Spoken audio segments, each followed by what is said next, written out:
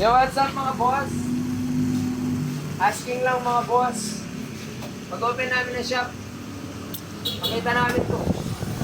Tapos 5 PM. Iniwan na lang daw, 6 AM pa, iniwan na. Alas 12 pa kami nag-open. Asking lang mga boss, ano kaya sira nito? Hindi ko kilala, ngayon ko lang nakita itong motor na to eh. Oh, start natin. Lapit mo. Baka may idea kayo mga boss.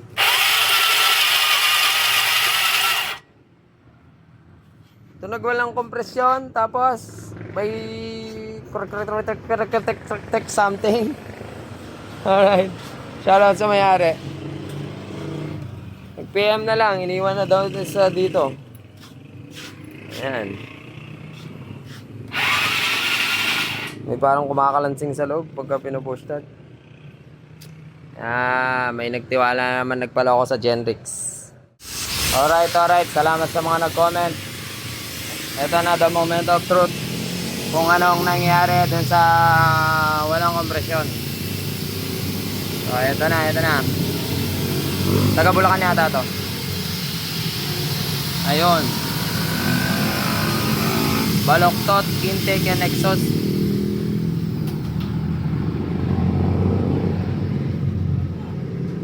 Hindi naman siya sabog. Baloktot lang. Naka 54. Okay, ayan. Dahilan. So,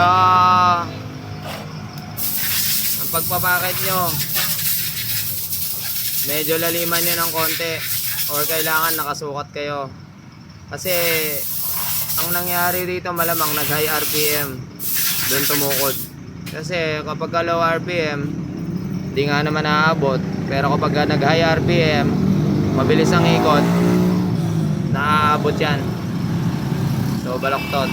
Swerte at di naputol yan, dahil kung naputol yan, magkakarambola yan. So yan, tips lang. Sukat kayo ng packet as exact angle. Yan. Salamat sa bye-bye na may napulot yung aral sa video na to. Tapos sumumpog ang kanyang piston sa chamber. Ayan o, kita niyo malinis na yan. Malinis na yan, sumumpog dyan. Ayan o. Malinis. Dito hindi. So ayan. Napakaingay ng makanang to, sigurado. Matangkad yung piston, so abot siya sa head. Kailangan na chamber siya. Ayan. Sa Genrix. Reset na natin to mga kapulido. 59 AS lang. Wala pa sa Bulacan. Ay, ito pa pala yung isa mga kapulido. Kaya wala parang ngumunguya siya. Hugutin na yan. Pahabol. Sarang. Takop. Ay, grab. Ay, overall pala tayo. Awitgar! Sir, napapanood mo to. Alam mo na ha. Overall pala. Bogsa pala. Diretso, tukot. Overall. Lilinisin yung loob yan. Refresh na rin natin si Gunyal, malamang. Kaya pala ang ingay. Pwede pa naman. Ay, hindi. Ay, nakalimutan lagyan ng pinto. Palagay ko. Okay, tama. Gets na.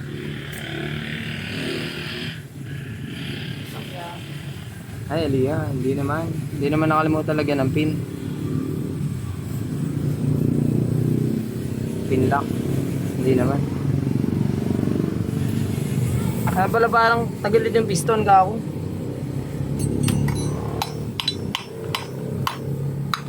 Karga pa. Ano to, 54 ba? Pero naka 54 lang, di ba? Ang nipis ng slip. Oh, ano? Shoutout sa tropa natin, ayan, si Boy Kalapate. Kyle ng Kutkot. Malupit magkalapati to. Hindi ako gano'n nagdudumi ng kamay kasi lalakad pa ako ng BIR. May asikasuhin pa ako mamaya sa RTC eh. Yung kaso namin ni Idol. Piston, natira ang bubong. Grabe.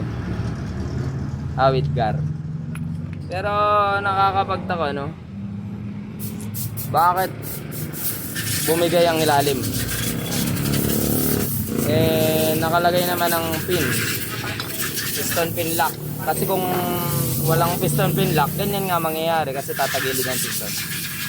Pero kasi yan, pabilis na palagay ako niyan ng kaya. Bumitaw yung malamang nangyari dito, bumitaw to, itong ilalim. Okay, that's life. Karga pa. Re-reset na natin yan. Overall pala bandang uli.